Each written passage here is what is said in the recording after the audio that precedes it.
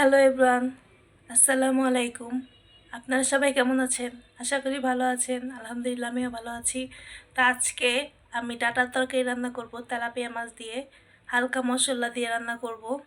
মানে অনেক তো মশলা দিয়ে রান্না করলাম, হালকা মশলা দিয়ে রান্না করলেও তরকারিটা খেতে অনেক মজা লাগে। সেরকমভাবে আপনাদের রান্না করে দেখাবো। কিভাবে রান্না করব আপনারা সবাই দেখতে থাকুন। তো চলুন রান্নাটা কমপ্লিট করে ফেলি। তো এই যে আমি ডাটাগুলো কেটে ভালো করে ধুয়ে নিয়ে রাখছি, দেখুন। এদিকে ডাটার সাথে আমি এই যে তেলাপিয়া মাছ দিয়ে রান্না করব, সেখানে মাছগুলো ভেজে নিতেছি। আমি আগে মাথাগুলো ভেজে নিচ্ছি, আর এদিকে এই যে মাছ ভেজে নিতেছি। তো আমার এক পাশে মাছ ভাজা হয়ে গেছে, এখন উল্টাই দিব।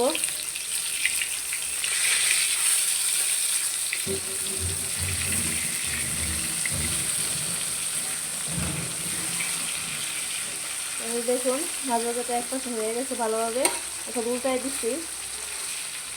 কড়াইতে একটু লেগে যায় নাই, দেখুন। এদিকে আমার মাছ ভাজা হয়ে গেছে, এখন মাছ ভাজাগুলো উঠাই ফেলবো। তো চলুন উঠাই ফেলি।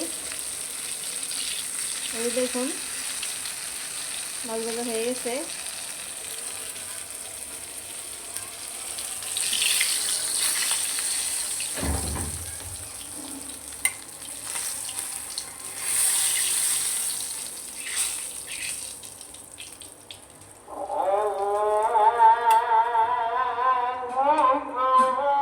এই যে মাছ ভাজাগুলো উঠাই ফেললাম, এখন মাছ ভাজা তেলের ভিতরে আমি পেঁয়াজ দিয়ে দিব। তো চলুন এখন মাছ ভাজা তেলের ভিতরে আমি পেঁয়াজ কুচি আর মরিচ কুচি দিয়ে দিব। এই যে আমি পেঁয়াজ আর মরিচ একসাথে কুচি করে রেখে দিচ্ছি, ঢাকাটা দিয়ে দিব, ভালো করে ভেজে নিব।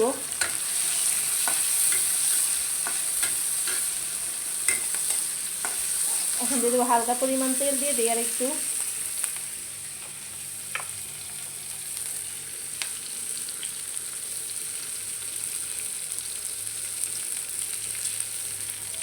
তেল দিয়ে দিলাম।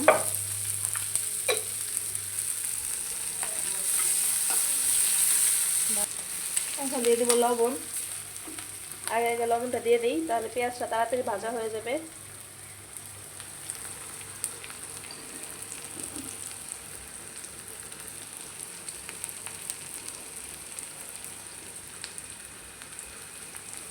লবণ দিয়ে দিলাম, পেঁয়াজটা ভালো করে ভেজে নিই। আমি এখানে কাঁচামরিচ বেশি করে কেটে নিচ্ছি। ডাটাতে কাঁচামরিচটাই বেশি দিব, কারণ ডাটার তরকারিটাই বেশি একটা ময় মশলা দিলে ভালো লাগে না। আমি হালকা পরিমাণ ময় মশলা দিয়ে দিব, সে কারণে বেশি করে কাঁচামরিচ কেটে দিচ্ছি, কারণ ঝালটা আমি কম দিব, গুঁড়া মরিচের ঝালটা কম দিব।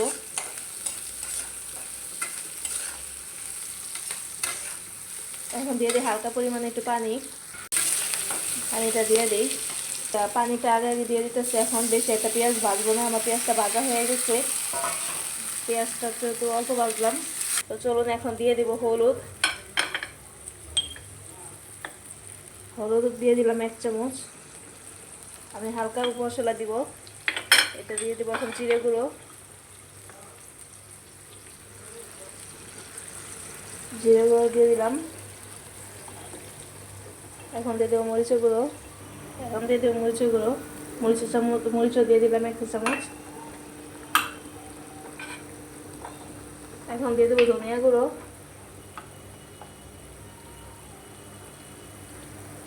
ধনিয়া গুঁড়োটা বেশি দিব না, হালকা পরিমাণে দিব।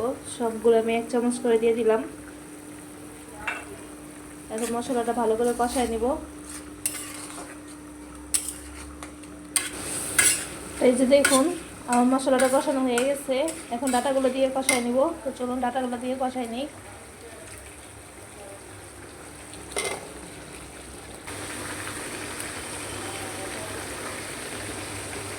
তো এই যে আমি সবগুলো ডাটা দিয়ে দিলাম।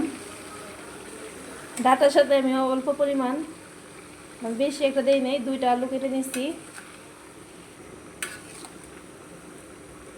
ডাটাগুলো কষাইতে কষাইতে আপনারা যারা আমার চ্যানেলটাকে এখনও সাবস্ক্রাইব করেন নাই, তারা সাবস্ক্রাইব করে ফেলবেন। আমার যদি ভিডিওটি আপনাদের কাছে ভালো লেগে থাকে ফুল ভিডিওটি দেখবেন। যে আর মশলাগুলো ভালো করে মাখায় নিলাম, এখন ঢেকে দিব। তো এখন আমি ঢেকে দিই, 5 মিনিটের মতো কষায় নিব, তারপরে পানি দিয়ে দিব। এই যে আপনাদের দেখাই, আমি মাঝখানে ডাটাটা আমি মেরে দিচ্ছিলাম। এই যে দেখুন আমার ডাটার তরকারিটা কষানো হয়ে গেছে।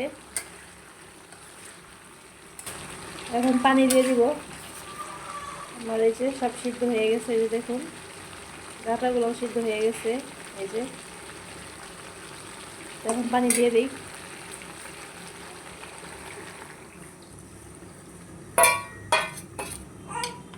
পানি দিয়ে দিলাম। পানিটা বলক আসলে তারপর মাছটা দিয়ে দিব। তো এই যে দেখুন ঝোলটা বলক এসে পড়ছে, এখন মাছগুলো দিয়ে দিব। তো চলুন মাছগুলো দিয়ে দেই।